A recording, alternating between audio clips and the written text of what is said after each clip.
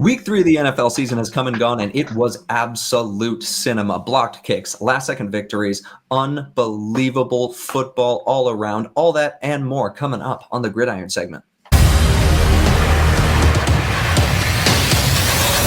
Welcome back into the Gridiron segment, everybody. My name is Kyle. I am joined, of course, by Justin and Tonio. We are going to be talking about all things NFL football. We've got another week of games to react to.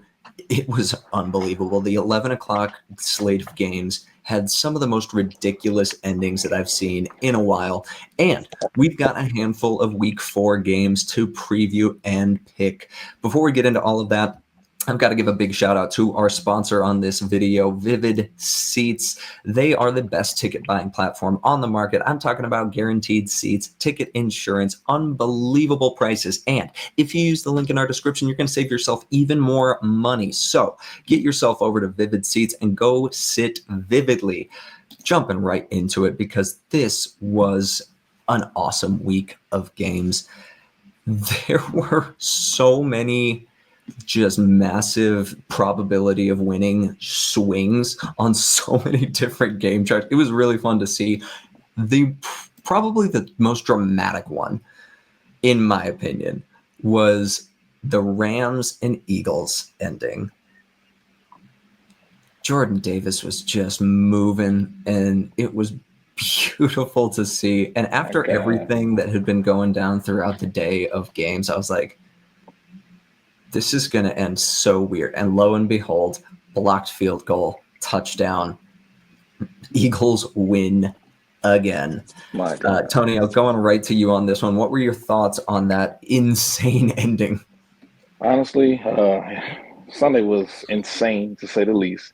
But if you ask me, the Eagles just find ways to win. Great teams do. But let's not take away from the fact that the Rams looked really good. They don't get that block, we could be saying something totally different. And honestly, they look like the team that can compete against the Eagles when it's all said and done. I mean, if you think about it, Matthew Stafford didn't even have a great game. I mean, the fact is, Jalen Hurts had a horrible first half and picked it up in the second half. But if Matthew Stafford was consistent through the whole game, it could have got ugly. He just was off on some throws. And again, with that Eagles defense bearing down on him, he already has a bad back. So, he looked a little worried a little bit out there. But, again, Eagles doing what they do. 1 minute they're running, 1 minute they're throwing when they have to for some reason instead of mixing it up. And they found a way to win. And, again, we have to – I don't like saying this even though they won last year because it's a new season. They're the defending Super Bowl champs, and you're going to have to beat them to beat them. So, with the way Sunday went, I'm not surprised at all. But I'll say this. The Eagles walked away from that game saying, luckily, we won. They didn't walk away from the game saying, oh, we're the team to beat. Not after the way the Rams played. Not in my opinion. No, the Rams look good. The Rams look fantastic, actually, this year. I'm really, really high on the Rams, especially after that game. Because like you said, if it weren't for a low probability play, we're talking about this game very differently. We're probably like saying Philadelphia needs to make massive changes because we always overreact with the Eagles whenever something goes wrong because it's fun to do that. Justin, I'm sorry. No. You can say you're sorry to me when we talk about another game. But going into this one, I didn't get the honor of watching this game because, I don't get Philadelphia Eagles games unless there's absolutely no Giants or Jets games. But I was one of those that was watching the game cast on ESPN.com and watching that probability go up and down. And I'll tell you, when Jalen Hurts threw that last touchdown, I said in the back of my head, you left too much time. The Rams can drive it down. Yeah. And then that little voice in my head said, they're going to mess it up somehow. Yeah, it's going to be weird. I'm watching it, run plays, pass plays. I'm like, don't throw a pick. They get the field goal range. I'm like, oh, shoot. They could actually win this. Yeah. And then the dreaded words pop up on my computer screen, blocked field goal.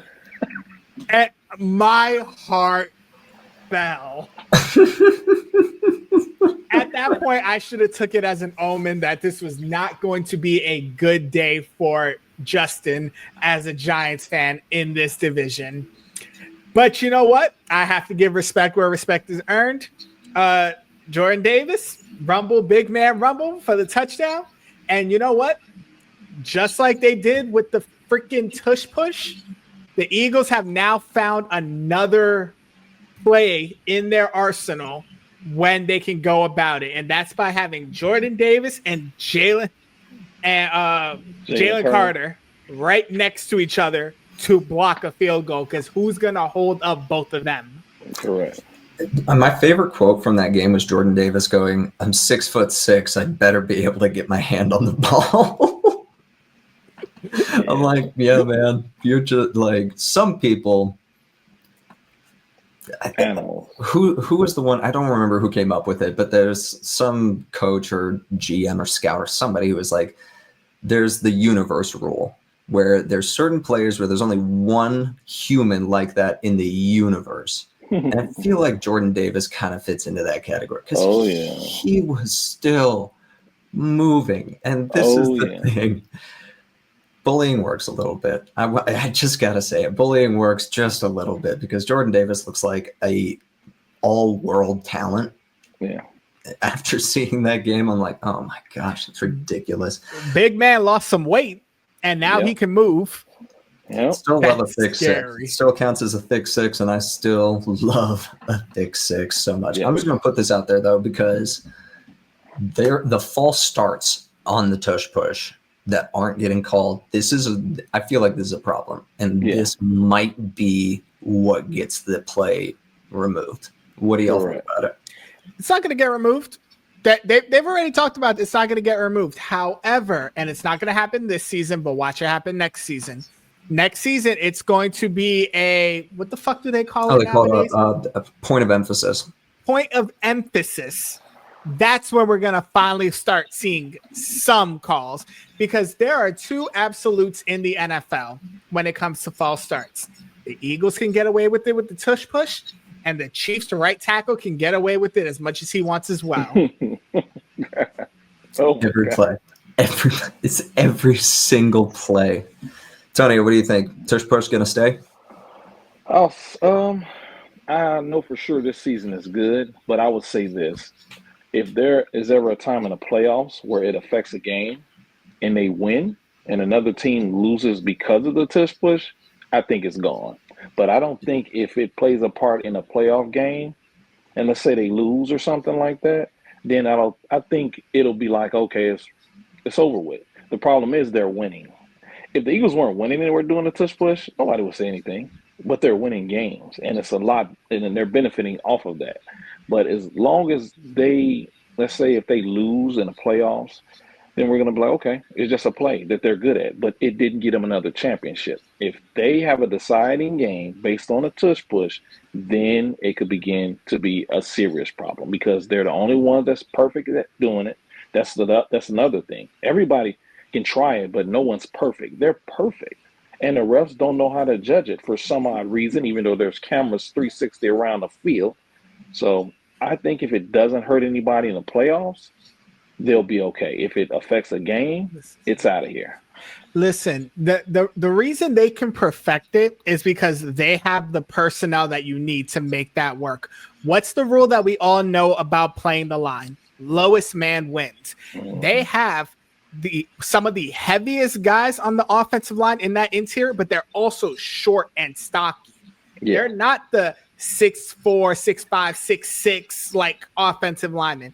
No, these guys are like 6'2" to 6'4" range, stocky build. They can get low, which is what lets them drive. That's why you can't have lighter players inside the interior defensive line because they get pushed around. You can't have heavier guys because guess what? They lose out on leverage. That's the formula that the Eagles are using to make the tush push work. You need to find like a similar set for your interior defensive line to even compete, let alone win against it. And Jalen Hurts just squats 500 pounds. So it's like all perfection. Yeah. That's the ultimate. And then he has a running back that could squat 600, like pushing him as well. There you go. So, I Gosh. mean, it's like talking about a build and pushing people. It's just organized mass. You can't stop it. You really can't. Now we're going to go on stop one of my victory tour. The Browns were just my heroes on Sunday. Joe Flacco was everything I thought he needed to be from my childhood to beat the Green Bay Packers. It was the ugliest game. Oh, it was so gross to watch, but I loved it. I couldn't get enough of it. I'm looking at this stat sheet right now. Neither team had more than 250 yards. The Packers had more passing yards. Neither team had more than 100 rushing yards. Yep. Third down efficiency. The Browns were 4 of 13. They should not have won this game. Like, no. There's no world where they should have won the game, and yet 13 to 10. Oh, whoever wants it can take it because I'm just going to be gloating. Okay, this is what I'm going to talk about. Now the questions come when it comes to the Packers. How do you play when you are not in Lambeau? We just got Exhibit A of it. You went to Cleveland, where Cleveland has a quarterback who is one step away from being in the old folks' home. If you didn't see the way he's sitting down during that last kick. Oh, he's napping, and then he's like, all right, here we go. The man looks like he's about to be on the rocking chair on the front porch telling kids to get off his lawn. But guess what? He's leading the Browns on winning drives against the team that we all thought going into this game was probably the number 1 team in the NFC. Maybe number 2 behind Philly. Yeah. But I'm going to tell you where this all starts out. Cleveland's defense, for all the stuff we make fun of with the team, can be scary. Very. Particularly their pass rush. They got to Jordan Love 5 times. 5 sacks total in this game. Think about that. If they could ever resolve the quarterback issue that has been plaguing this team for generations, with what they have now pieces-wise, they would be a threat. But Green Bay, it's okay. You know why? Because you got a get-right game coming back against those fucking Cowboys. That's going to be brutal. If anybody has Jordan Love on their team, if anybody has any wide receivers on their team, do me a favor, start them. And then if you are into sports betting, take the over on every offensive category you can. No doubt about it. Tonio, give me your thoughts on the Packers. Just looking terrible in Cleveland. This is what I worried about. So I wasn't high on the Packers because I'm not high on Jordan Love. He always looks like he has all the potential in the world, but then it's kind of like, does he really? They didn't have Reed. We have to take that into account. He's like almost like the best receiver next to Tucker Kraft this year anyway. So you minus that. And at times their running game isn't as good as you think it would be. Now, granted, they were going against the Cleveland Browns. So I understand. I mean, they held Derrick Henry like under 30 yards last week. So, I mean, I totally understand. But at some point in time, Jordan Love has to take the gloves off and say, I got to win us this game. And he's kind of almost sometimes look like a manager. And because he has a bunch of speedy receivers, he just has to lay it in the pocket. Like, I don't get take charge from Jordan Love. I get place the ball where it needs. I kind of get like almost like Dak a little bit. Like, Dak is a really good quarterback, but I don't know if he'll take charge to win games. Not yet, or hasn't to me. Not in the playoffs especially. So Jordan kind of fits in that mold, but I don't know if he is as talented as Dak. I just think he has a great mind behind him that makes things move. But I'll tell you this. When they lined up to kick that field goal, I said, it's getting blocked. I don't know why. I just felt it. I said, they're going to block this field goal. And you know why? Because they got punched in the mouth the whole game, and they looked scared. The Green Bay Packers looked scared of Cleveland. There was no way they should have lost that game. But of course, Jordan Love put them in the red zone with an interception. And from that point on, they just looked like they were methodically trying to stay afloat. And they were hoping that the field goal was going to bail them out. And the Browns didn't let them off the hook. Because even when they blocked it, the Green Bay Packers defense, supposed to be vaunted, they could have stopped them. They couldn't stop them. So it was just take them out in the back and kick their butt and see if they're tough. And Green Bay got proved yesterday that we're tough, but there's always a tougher kid. And if you want to compare Micah and Garrett, there's no comparison. I love Micah. Garrett is a different type of dude, man. And he makes that defense go. So I hate the Green Bay loss because I want to see a competitive division. But honestly, this opened a lot of people's eyes to see, hey, I don't know if they're as close to the Philadelphia Eagles as we think, but they got potential to be. I just don't believe in them. Not yet. There you go. I love Cleveland's run defense specifically. And this is the thing about the Packers. If you take away Josh Jacobs, that's a very different offense. It's a very, very, very different offense. When they're not able to use play action, when they're not able to rely on the run game to open up the pass game, it does look a bit stifled. And the glaring need for Matthew Golden to develop into that dominant wide receiver one is so evident for the Packers. I love the defensive line for Cleveland specifically because they got Mason Graham, and he had a solid game. Recorded his first half a sack, and truthfully, I think that Tonio, you hit it right on the head. Or somebody said it about the Cleveland defense just needs to get credit. Of it is way better than we're getting. Justin, yeah, we got to give Cleveland their flowers. I think we're kind of used to it though. I just think because they don't win, they always have a good defense. It's just they don't win anything. That's so a defensive football team. Whatever. Which begs the question, what is Kevin Stefanski doing there? It's been a defensive football team the whole time. Now stop number 2 on my victory tour. It's just nice to win one, you know? I don't have any more expectations. This is a deeply horrible defense. I can't stress this enough. This defense is going to probably set records for one of the worst defenses in league history, unless some massive changes happen, which I don't picture happening because it's the Cowboys. Yeah. But Caleb looked good. He did what quarterbacks are supposed to do and beat up on a bad team. And oh boy, did he ever. 4 touchdowns, 148 passer rating. It's just nice, you know? It's just plain nice. Tonio, talk to me about the Bears. I was watching a little TV today, and someone said that he looked professional, and I actually like that word. There are some quarterbacks that like to do playground stuff, but they do it later. And then there's the quarterbacks that say, let's act professional, and then I'll get to the playground stuff. And I think for Caleb, he was doing a lot of playground stuff first and professional last. Yesterday, he looked professional. He stayed in the pocket. He made the right reads. Now, again, Dallas defense isn't the best, but that doesn't mean he couldn't. I mean, he put up 40. So, I mean, he didn't have to play that good regardless.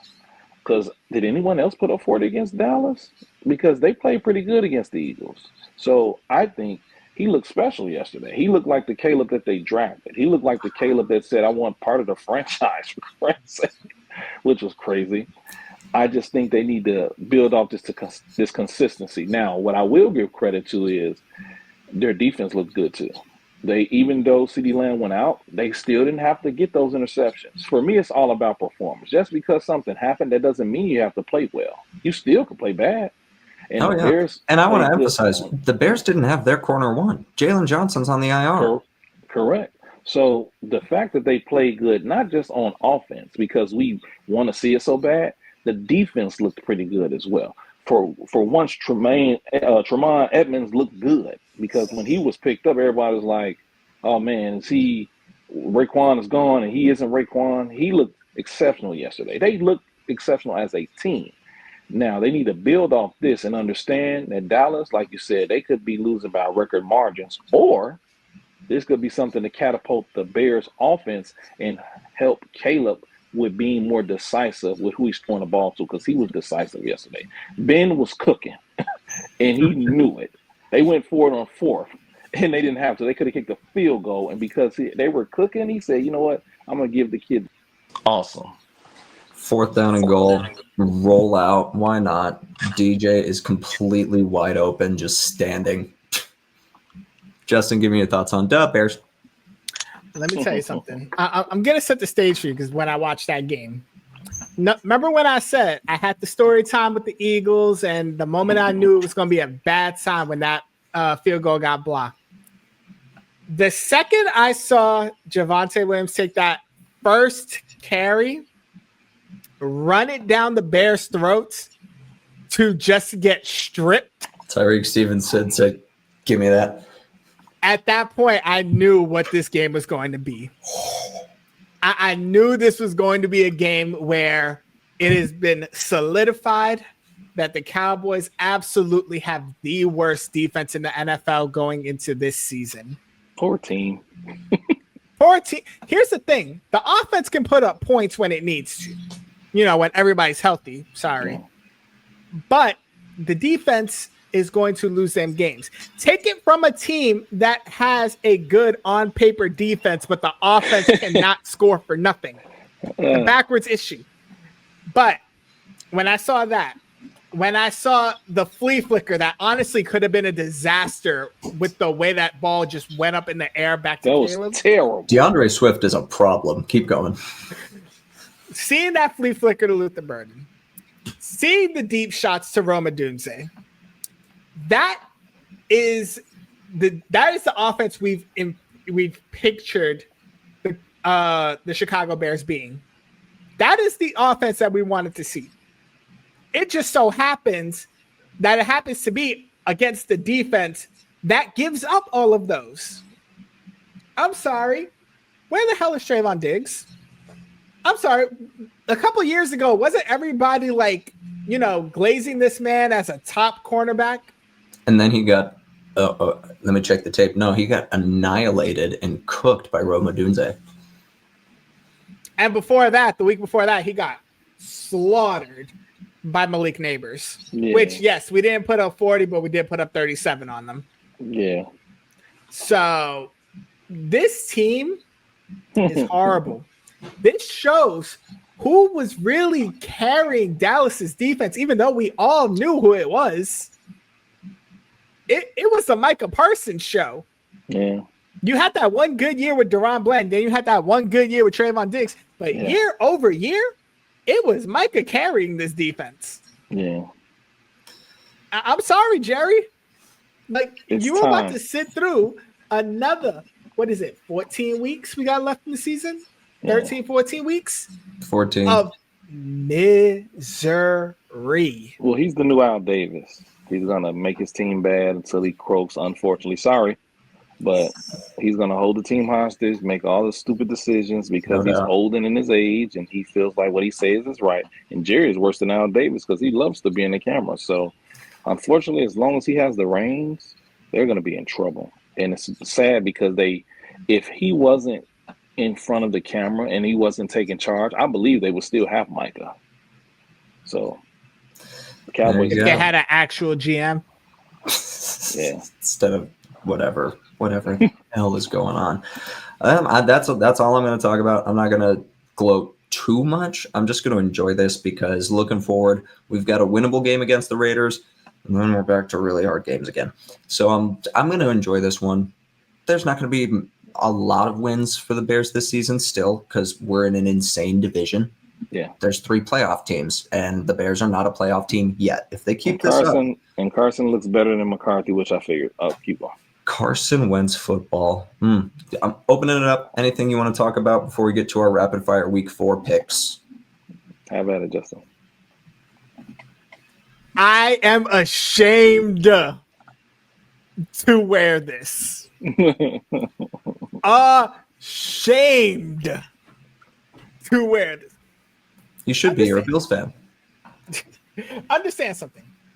When we sat here last week, I apologized to America for the fact that they had to watch 2 0-2 teams on Sunday Night Football. I apologize because that game was terrible on both sides. Real stinker. It ended, what was it, 22-6, something like that? 23-6, something like that. It should have been 30-0. If it wasn't for the Giants getting bailed out on their touchdown drive, and if it wasn't for the fact that Patrick Mahomes basically overthrew one of his receivers, it could have easily been 30-0. And I'm so damn sick of coming into this season with all the hope in the world, not with expectations of being a playoff team, but to actually be watchable. You know what was the most entertaining part of that game as a Giants fan? Watching on my screen as you see John Mara, you see Brian Dable, and you see Joe Shane, and you see the looks on their faces. I have questions for everybody. Matter of fact, let me start with my questions. Dable, the game is over with like 3 minutes left in the game. Why in the world are we still putting freaking Russell Wilson out there? Matter of fact, why, after you did 2 plays with Jackson Dart, running the same RPOs, the same option plays, did you take him out, put Russell Wilson, and then think you could run the same thing? Yeah, I think it's upper management at this point. Something's off. Something's really off. I'm so fucking tired of this team.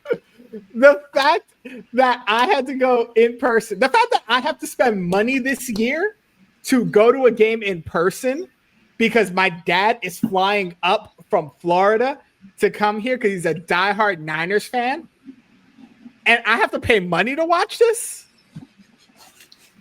Fuck out of here. Okay, I'm good with my rant. Tonio, anything you got for the week that was? Watch out for the Colts. Danny Dime. Sorry to rain on your parade, ex-Giant, but watch out for the Colts. No, I think I actually Daniel Jones and Saquon Barkley were on the same team. I figured out the secret to the Colts, and eventually NFL defenses will do it too. You want to know what's the number one thing that's keeping Daniel Jones in this aura that he's in right now? Mm-hmm. Jonathan Taylor. Exactly. Duh. So guess what? How many teams are going to start loading up the box and say, you know what? Let's make him beat us. 8 in the box. 8 in the box. And then, and it's been proven. He had Saquon back there, had the same thing. Mm-hmm. Yes, Indy has a better O-line, but And without the a running defense is game, pretty good. without a running game, and you tell Daniel Jones beat us, that's going to be the true test that he's going to have to deal with. But I will say, I am proud of him for, shutting up everybody and then throwing it back in the Giants' face, unfortunately. And does everybody have the defense to do that as well? Exactly. All right, time to get into the week that will be rapid fire picks, starting with Thursday Night Football. NFC West implications. I know the 49ers are winning it, but right now I'm not so sure about all those injuries. Seattle at Arizona. For me on this one, it all comes down to who's at home. And I like the Cardinals. I like what Jonathan Gannon's doing. Don't get me wrong, Seattle's been looking excellent. They've been beaten up on, the Saints. So take that with a grain of salt. Give me Arizona. This is going to be a real close one. 2 defensive coaches. Give me 20-17. Tonio. I'm happy for Sam Darnold. I'm very happy for Sam Darnold because I think Minnesota should have kept him. And everybody was worried would he fall off because he had that bad game in the playoffs when anybody who would have been pressured as much as he would have in the first half would have had trouble. But it's Sam Darnold, so let's kick him while he's down. So I'm not sure about Arizona. I like what the Seattle Seahawks are doing. I'm going to pick Seattle to win 17-20 because Marvin Harrison has not been the Marvin Harrison from the rookie season. He has an issue, and it's in his head. I mean, he was crying after the game. So unless he picks it up, I think they have a problem because I just like the way Seattle is operating. And nobody's talking about them, rightfully so. But I think this will be a true testament to both teams. I just think in the end, I'm going to pick Seattle's offense more than I'll pick Arizona, and James Conner is out for the season. Big. Yeah, I love James Conner. That's a blow to the offense. We're split. Justin, you got to be the tiebreaker. Seattle or Arizona? Tonio took the words right out of my mouth. Give me Seattle 24-17. Why? Because Arizona, you lost your running game. You lost your top back for the year. Now, guess what? You have to put it all on Kyler's shoulders. And we all know what happens when it's always on Kyler's shoulders. Yeah. There it is. I'm by myself on this one, and that's all right. Moving right along, we got a potential playoff preview. Philadelphia at Tampa Bay. This game is going to be really fun. And unfortunately, like Tonio said earlier, that the Eagles just keep finding ways to win. So give me the Eagles. This one feels like it's got high scoring written on it. Give me 33-28 Eagles. Justin, give me this. Understand my pick is going to have an asterisk because it all depends on what happens with Mike Evans, if he's going to be playing or not. There we go. I want to say it is going to be a high scoring affair, not as high. I give it 28-24. Give me the Bucks. I want the Bucks winning this. But you know what I really want to see? I want to see Vita Vea versus the Tush Push. Man was built to stop that specifically. Also, you're forgetting about Emeka Egbuka. Yes. I am forgetting about Egbuka, who came up clutch during that last drive for the Bucks. But I have my faith in Baker Mayfield. But I really want to see Vita Vea versus the Tush Push. Oh yeah, that's going to be must-see TV. Tonio, who you got? Eagles, Bucks. Kind of in the same ballpark as you guys. I'm gonna go 28-24. I actually like that. I'm an asterisk 2 on this. Now, Philly hasn't beaten the Bucks, I think, in the past 2 or 3 years, but it all is based on health as well. If Mike Evans isn't there, they have a problem. Because as much as I like the young receiver, if he's out there by himself, it's a totally different story. Remember how Juju used to look when he had Antonio Brown? Not saying he'll be the same person, but he'll literally have to figure this thing out on the fly against arguably the best team in the league. Baker's Baker. He deserves everything he's getting. Bucky Irvin is a hell of a running back that doesn't get a lot of credit. But if Mike Evans isn't playing, that's going to be a problem, because if you got Mike back there, then they kind of scare those corners. Because I think that's the big thing about Philly. As good as their front is, their DBs isn't as great. CeeDee Lamb exposed them that first game. But if you had Mike, you would be like, okay. But see, so I would say it's an asterisk, 28-24. But if Mike is healthy, or let's say at least if they had a 70% Mike and Godwin was there, I definitely would pick him. So for now, I'll go asterisk 28-24 Bucks. But if the Eagles win, I wouldn't be surprised because people are not healthy. Yep. We got 2 primetime games to hopefully have a game where I'm not by myself. This one feels like unanimous. We just got to figure out how bad the score is going to be. Personally, 35-10. Green Bay, obviously. Tonio. Oh my God!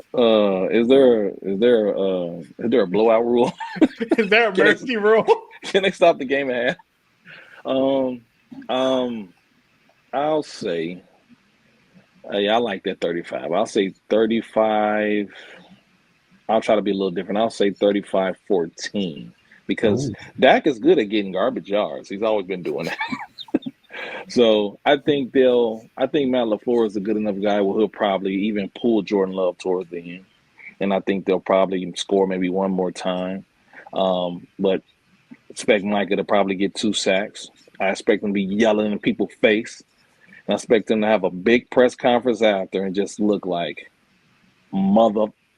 I ain't going to say it on here, but you know what I mean. So blowout win, should be a mercy rule. And if there's anything different, then we need to question what the Packers are doing, because there's been some questions about what happened this past game, and I'm going to leave it at that.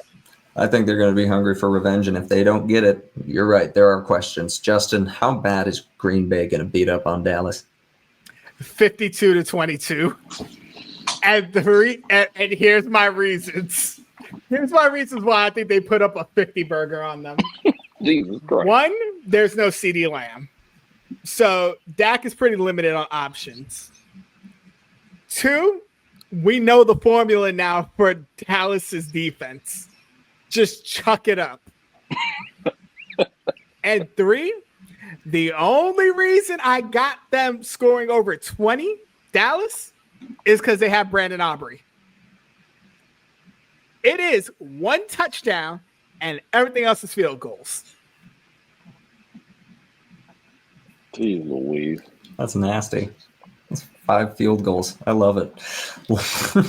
Well, you have somebody that all you got to do is get it to your opponent's 45 and then he's good. All good. Totally fine. Last one, Monday Night Football, the good one, because Jets-Dolphins is ew, and I don't want to talk about that. Cincinnati at Denver. Not much better, but hopefully a get-right game for Bo Nix and the offense for the Broncos. They have been just weirdly sluggish and not looking the best. The defense have been keeping them in games, not for nothing. They have been playing, they played against the Chargers. The Chargers are going to be a really, really good team this year. And they played them pretty good at first. In this one, Denver's trying to get right. They're at home. Give me the Broncos. I think Bo Nix still is going to struggle, though. Give me the Broncos like 23-14. Justin, who you got for Monday night? Bruh. I think this game is going to be low scoring.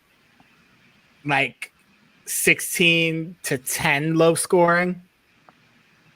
Give me Cincinnati. I feel like they're gonna upset them, and then we get to overreact on the Broncos' downfall. Cincinnati got 40 hung on them. Yes. And guess what? We're still thinking that the Broncos are a good team. We need drama in the NFL. What better drama than Sean Payton? I love it. Tonio, who you got for Monday? 23-3. Broncos. Thank God. They're throwing to Patrick Surtain. They're not throwing to just regular guys. And Browning, he is leading the league in interceptions. He's throwing to us. If Isaiah Rodgers had an all-time game against Cincinnati's offense, Pat Surtain's going to have a day. And they can't score. And they're just going to say, Pat, you stay on Jamar, and we'll double T. Higgins. And they can't run the ball with Chase Brown and Browning. Listen, who are you going to throw it to? And it's week 4. It's time to enter the trap games. I think it was just this past 3. I didn't think it was week 3, honestly. We've already hit some. A bunch should have lost, actually. So, yeah, I don't Browning, he's not good. I thought he was. He's just not good. And Cincinnati defense is already not good. So, I think Bo will still struggle because I think he's going through that sophomore slump. But their offense is still good enough to beat a bad defense. They relies heavily on Trey Anderson. I mean, heavily. It's really insane. It's to the point where you should have just let go of T. Higgins and try to build on your defense. Complete sidebar to the other one, the Jets and Miami game. Yo, hot take. Watch the Jets blow out Miami. Oh, yeah. And then that's when we're really going to see whether or not the coach is getting fired or not. If Fields is back, give me the Jets by 30 points. All right. I actually like Tyrod, though. He didn't look bad. Yeah. He did not look bad at all. He never looks bad. I love that guy. Yeah, always the bridesmaid, never the bride. Oh, yeah. That's all we got for you. A couple of week 4 games to talk about. Before you know it, we're going to be at next week. We're going to be reacting to the week 4 games, and we're going to be talking about the old trade deadline because that is going to be here before you know it. We're going to talk about some moves that teams might need to make following this next slate of games, and it's a good one. We've got the Ireland game, Minnesota at Pittsburgh, technically, if you want to call it a home team, whatever. We've got an international game. It's always fun when that happens. Thank you so much for hanging out with us talking about football. Make sure you are following on all the platforms, YouTube, Facebook, Instagram, TikTok, you name it, we're on it. Make sure you hit that like button and make sure you're subscribed so you don't miss out on any of this. Until next time, that's been Tonio, that's been Justin, this has been Kyle, and this has been the Gridiron segment. Peace.